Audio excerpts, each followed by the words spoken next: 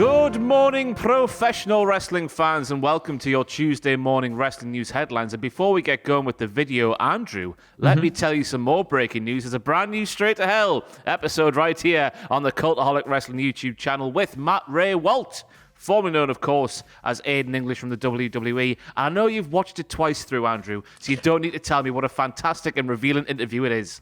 You don't understand. I actually have already watched it. It's really good. Yeah, I have. I watched it last night. Yeah, of course. Genuine shock. Anyway, here are the headlines. Let's crack on. Bobby Lashley wins the WWE Championship on last night's Raw. A WWE superstar has reportedly signed a new long-term deal. And Big E has revealed he was almost a part of the Shield. Find out more about that in a little bit. So then, to the main event of last night's Raw we go, and Bobby Lashley did it. He brought professional wrestling home. He became the WWE Champion, Andrew, and sit yourself down for this one, because it looks like you're standing up, so sit yourself down. 5,639 days after his WWE debut. It feels like, about 15 years, a bit too late, but we've got there eventually, Ross. We are here in the almighty era. Exactly. Better late than never. So let's run you through what happened in that main event segment 2 last night's show. Well, let's take it back to Elimination Chamber. We saw that backstage segment with The Miz and MVP making that their deal. Then we go to last week's Raw. We had Bobby Lashley's ultimatum where he was basically saying to The Miz, hey Miz, we made a deal, well, MVP made a deal on my behalf. Give me a WWE Championship shot. You've got an hour to do that. The Miz weaseled his way out of that. He survived with the title for one more week. We get to that matchup last night, and then The Miz, that little chicken poo bastard, he runs away with the title. But thankfully, the Lord and Savior of professional wrestling, Shane McMahon himself, is on hand to save the world, because he brings The Miz back and he makes it a lumberjack affair. And then basically, Bobby Lashley squashes The Miz.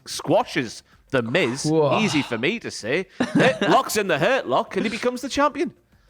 Amazing scenes. It's genuinely, it's sad to see Miz get shunned again as WWE Champion and not get a reign that he sort of deserves. But at the same time, I think Bobby Lashley has deserved this for a very, very, very long time. And it's exciting to see something new and fresh.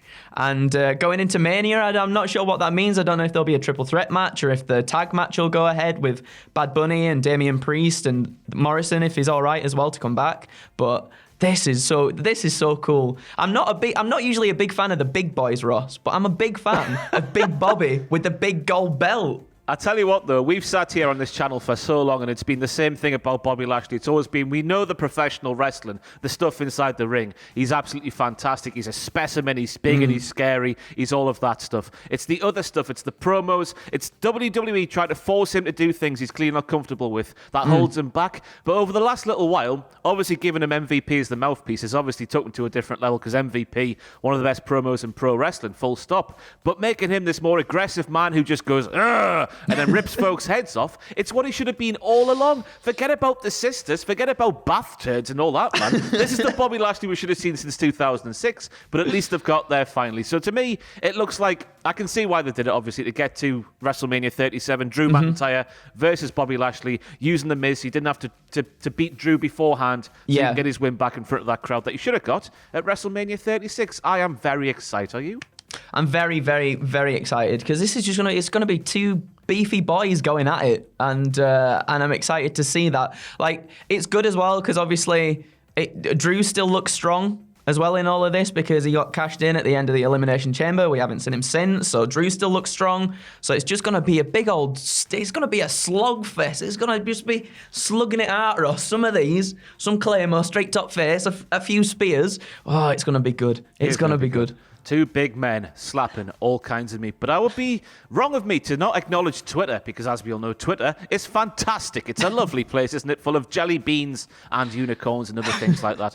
They mentioned, as soon as Bobby Lashley won the title basically last night, Brock Lesnar started trending, because the WWE Universe, Andrew, they finally want to see Bobby Lashley versus Brock Lesnar for a big title. And, well, any sort of match between those two would do, quite frankly. We should see it by now. It should be happening.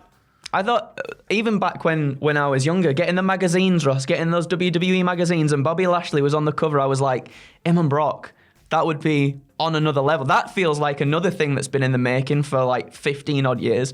So please give us that. It'd be a shame if we didn't get that somewhere down the line. Doesn't even need a title. If Bobby No. Lashley does lose to McIntyre at WrestleMania, yeah, SummerSlam, secondary main event maybe, could just be Brock Lesnar and Bobby Lashley just smashing 7 shades of SHIT out of each other. But elsewhere on last night's Raw, Andrew, we saw Charlotte making all kinds of headlines by basically going in the middle of the ring and saying, I want to face Asuka at WrestleMania 37. And because she's Charlotte Flair, that's probably going to happen. Yeah. I want, always get. It was, it just feels like just a thing to throw in there. I think we all sort of knew that this was going to eventually come. But then also, like, with Rhea's appearance, she's coming soon to Raw, which is quite exciting. I can imagine, obviously, her getting involved in that as well, which I hope she does. And it's not just Asuka and Flair situation. Not that they wouldn't have an incredible match, but we've seen that before. Like, throw something new into the mix and make it exciting. Get us all, get us going, Ross. Let's get us all going.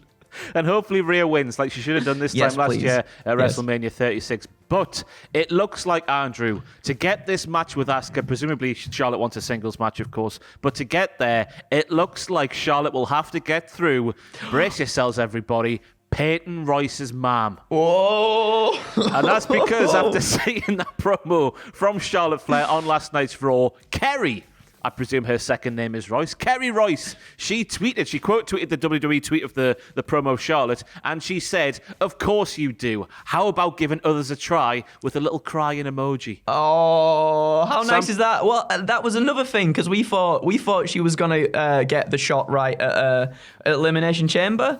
Was that the one? Because she came out, didn't she, with... who'd she come out with? Tell me. Lacey. Who are you talking about? Was it not? Oh, sorry. I'm getting confused there. It wasn't Peyton, was it? It was... oh, my God. Wrestling. It was Peyton Fingy. Royce does not get a fair crack at the whip, in my opinion. She doesn't. So I reckon Kerry's making a good point here, she standing is. up for her daughter. So there we go. Fastlane, you're going to see it in the main event. Charlotte Flair versus Kerry Royce. Go on, the Kerry. Bring the wrestling home. Elsewhere, though, Andrew, in the world of professional wrestling, we have news from Fightful Select, their paid service, of course, who are reporting that Chelsea Green has signed a new 3-year contract extension with WWE. Her current deal was supposed to run out in the summer, but despite not being seen nearly at all, ever, on the main roster, she signed a new deal, and more power to her. Yeah, like, she's obviously not... She's not had her chance to shine yet, has she? She's done little bits on NXT and stuff, and that was good as well. But obviously on SmackDown, she had the 4-way match that she was supposed to win, and then she got the injury, and then she's not been back since. Yeah, and obviously they had stock in her as well. They had a vision for what they wanted to do with her, because they were going to change her name to that wonderful name, Victorious. But, you know, Bobby Roode on SmackDown as well. Victorious and Glorious. Go on. Go on. Get them together. Go on. Why the hell not, eh? But yes, as Andrew mentioned, she was supposed to win that 4-way match to qualify for the SmackDown Survivor Series team. But how is your luck? How is your luck, Chelsea Green? She suffered the same injury that she suffered in her NXT in-ring debut. So that set her... She's obviously fantastic. We all know this from her time in Impact Wrestling and stuff like that. She'll get there eventually, just like Bobby Lashley. At least it'll... Well, I said the saying at the start of the video. At least it happened. I've gone blank here, Andrew. He's got... I've gone completely blank. No, yes. Better late than never. That's what I'm trying to say. Better late than never. Moving on, if you haven't seen the WWE 24 thing about Big E, just watch the end of this video and then go and watch that, because it's absolutely fantastic. Have you seen it, Andrew? I saw a little bit last night before I had to go to bed, because I'm an old man, so I had to go to bed. But amazing. All their documentaries are fantastic, aren't they? Like, the production of them are just phenomenal. And it's nice to see the person behind this persona, which sometimes we don't get. We get that quite a bit more now in this day and age, but it's nice to see that they're just like a nice human being, which Big E definitely is, a nice human being. He most certainly is, and he provided us with a huge scope during that episode of 24, where he revealed that he was almost in the Shield. And I quote, I was doing loops, which, by the way, is any collective period of time Any collective period of days is a loop. That's what a loop is, everybody. It's Roman Reigns, it's Seth Rollins, it's Dean Ambrose, and it's me. There was some thought of bringing us all four together in as a group. Obviously, that changes. They go on to an international famous The Shield. I was told you're going to be with Dolph and AJ on your very first night. You're going to attack John Cena. I'm thinking, man, this is it. But what could have been? Imagine Big E in The Shield. Unbelievable. They're a powerhouse as it is, all three of them together anyway, but throw Big E in that mix and that would have been... obviously we don't even know if that would have happened. Would we have even gone on to the New Day stuff? Who even knows? Big E might have already been a WWE champion at this point as well. The things you could speculate, Ross, it's mental. It is mental because he made a big deal about it in this episode of 24. Way back in the day when he debuted on the main roster, they just wanted him to be big and hard, and just stand there and be very emotionless, like any generic sort of big man would be. Yeah. So he was always trying to prove that he had a character and he could do some things. So thankfully he got there, but it does make you wonder how different the landscape in WWE could have been if Big E maybe got lost in the shuffle in the midst of Roman Reigns and Seth Rollins and Dean Ambrose and stuff like that. But hey ho, it worked out for the best in the end. And just before we bugger off and do our other Tuesday things, I'll be back with WTF moments for last night's Raw. Adam Pacini will be here with Raw Graded. We have news from Triple H, who has been speaking with the Moz and Rocha, or maybe Rocker, show and revealed why Vince McMahon has resisted having a documentary made about his good name. If I was to say that sentence to you, Andrew, what would you speculate would be the reason as to why Vince McMahon wouldn't make wouldn't want a documentary made about him? I'll get there eventually. Naughty, nefarious things, Ross. Well, if I heard that, I would have said that it would be because Vince McMahon couldn't control the narrative. If he was going to have a different company do it, not the people who do the documentaries for the network, he wouldn't be able to control the narrative. But it turns out that via Triple H, Vince McMahon reckons that nobody would be interested. I'll read the quote to you now from Triple H. Prior to now, Vince was always hesitant to do it, which of course it meaning making a documentary. Mr. McMahon is one of the most epic characters ever. He doesn't see himself as part of the programming. When you ask him about these things, he goes, nobody's interested in me. They want to know about the stars and performers, and respectfully, Vinny. Oh, pal. Vinny Mac. My pal. I know he watches these videos. You're talking bollocks, pal. Because you are quite literally a mythical being. One of the most fascinating human beings alive today has to be Vince McMahon, just because of all the rumors and the legends and the folklore and the fables and whatever sort of word you want to use about Vince McMahon not knowing what a burrito is, despite eating burritos, all that. I tell you what, I'll host the documentary, Vince. I'll just sit you down and I'll find every single rumor about you on the interwebs. I'll say it to you, and you can just say true or false and tell us a bit of backstory and context. That's a documentary I'd like to see. Oh my god! Even just the whole thing about not knowing what a burrito is, a steak wrap or whatever we're just calling it, and then Meat just wrap. the stuff about the sneezing and everything. How could he not think he is not interested enough to make a documentary? But then again, to him, that's probably just normal, right? He's just it's whatever, innit? But to us, we're how do you even perceive life, sir?